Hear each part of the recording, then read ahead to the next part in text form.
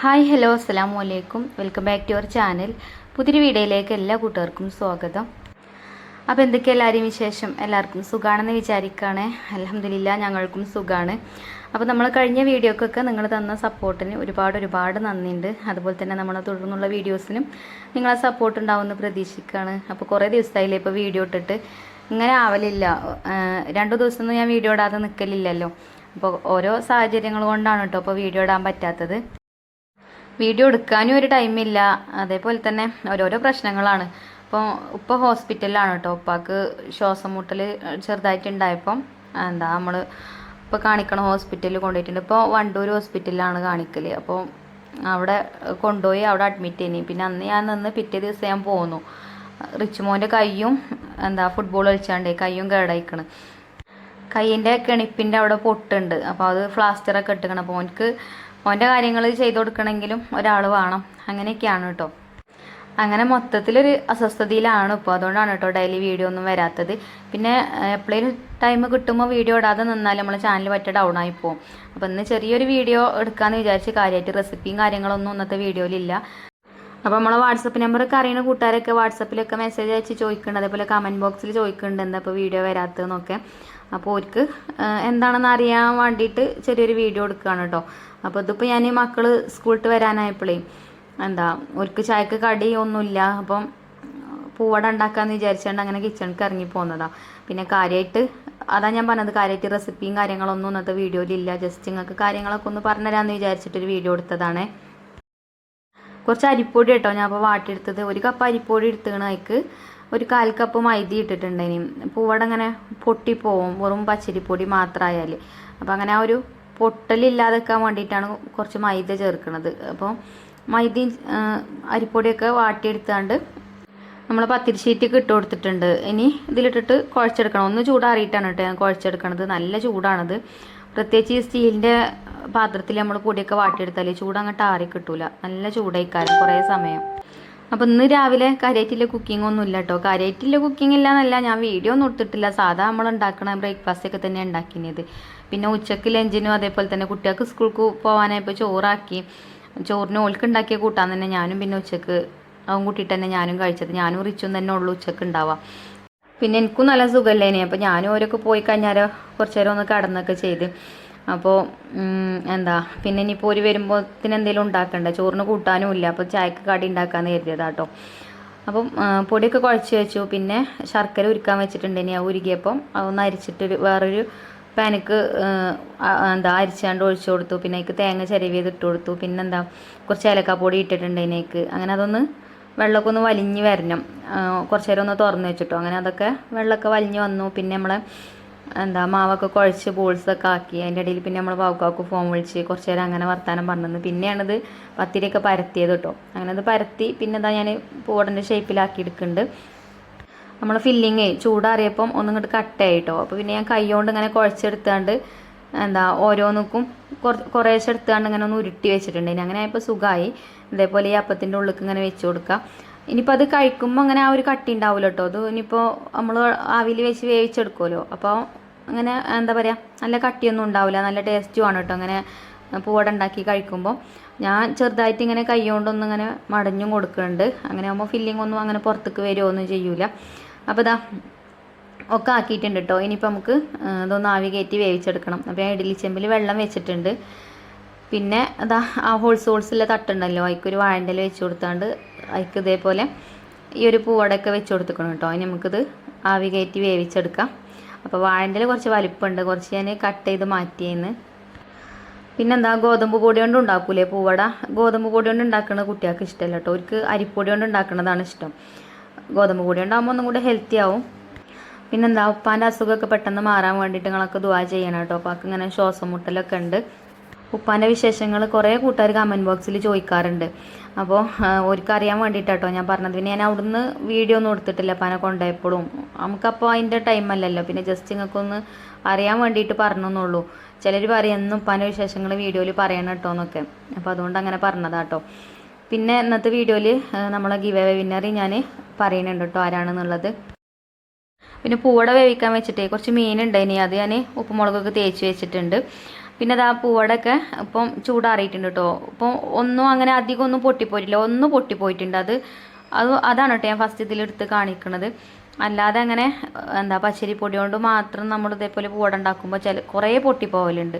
ഇതങ്ങനല്ല കേട്ടോ, പൊട്ടിപ്പോയി അതിനുള്ളിലത്തെ ഫില്ലിങ്ങൊക്കെ ഒലിച്ച് ഇറങ്ങലുണ്ട്. ഇതങ്ങനല്ല കേട്ടോ, ഒന്ന് രണ്ടെണ്ണം അങ്ങനെ ചെറുതായിട്ടൊന്ന് വിണ്ട് പോന്നിട്ടുണ്ട്. അപ്പം അത്രേ ഉള്ളൂ. അങ്ങനെ കുട്ടികൾക്ക് ചായയൊക്കെ കൊടുത്തു. പിന്നെ ഇതാ നമ്മൾ ഗിവ് അവേ വിന്നർ ഞാൻ പറഞ്ഞുതരാം ആരാണെന്നുള്ളത്. ഞാൻ YT സ്റ്റുഡിയോ ഓപ്പൺ ആക്കിയിട്ട് സ്ക്രീൻ റെക്കോർഡ് ഇതിൽ കാണിക്കുന്നുണ്ട് കേട്ടോ. ഇതാ കണ്ടോ, സഹൽ എന്നുള്ള ID ഇതാണ് കേട്ടോ. 1057 കമൻറ്റാണ് നമുക്ക് തന്നിട്ടുള്ളത്.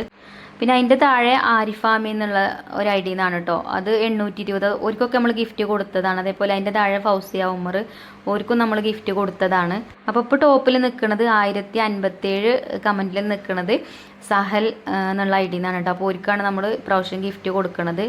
അപ്പോൾ ഇപ്രാവശ്യത്തെ ഗിവ് അവേ വിന്നർ സഹലാണ് കേട്ടോ. അപ്പോൾ ഇൻഷാല്ലാ ഗിഫ്റ്റൊക്കെ ഞാൻ അയച്ചു തരുന്നുണ്ട്.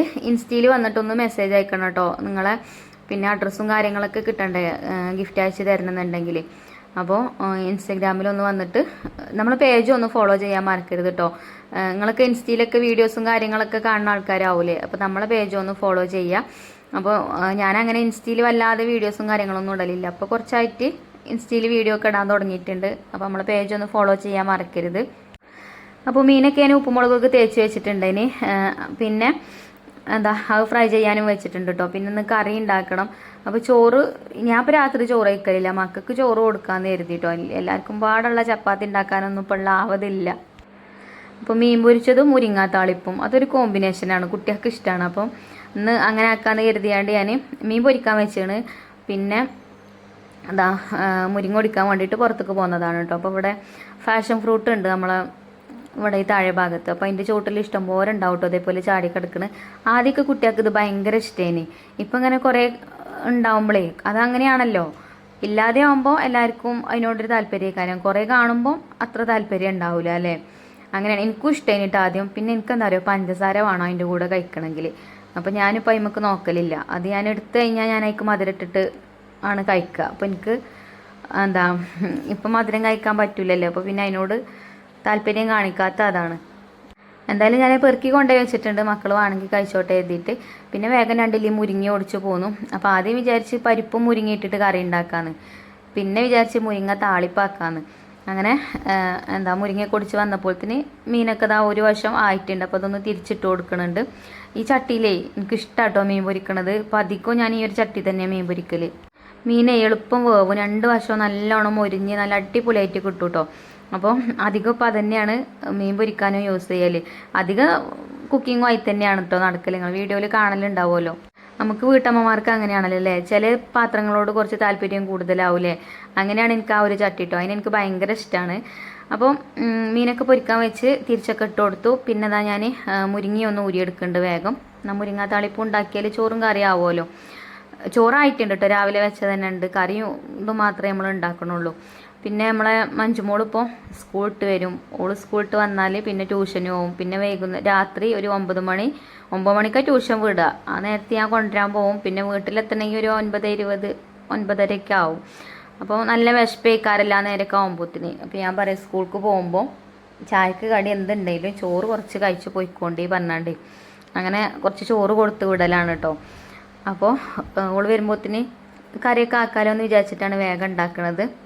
നമ്മളെ തിരക്കിൻ്റെ ഇടയിൽ കുട്ടികളെ ഇഷ്ടങ്ങളൊക്കെ ചിലപ്പോൾ മറന്നു പോവുകയെ, അതാണ്, അല്ലാതെ ഒന്നും അല്ല. അപ്പം കുട്ടികളെ പിന്നെ നമ്മൾ നോക്കിയിട്ടില്ലെങ്കിൽ ആരാ നോക്കുക അല്ലേ. ഓരെനിക്ക് ഇന്നത് വേണമെന്നൊന്നും അങ്ങനെ പറയൊന്നുമില്ല, എല്ലത് കഴിച്ചാണ്ട് അങ്ങനെ പോവും. പട്ടിണി നടന്നാലും വേണ്ടില്ല. എൻ്റെ മഞ്ജുമോളും അങ്ങനെയാണ് കേട്ടോ.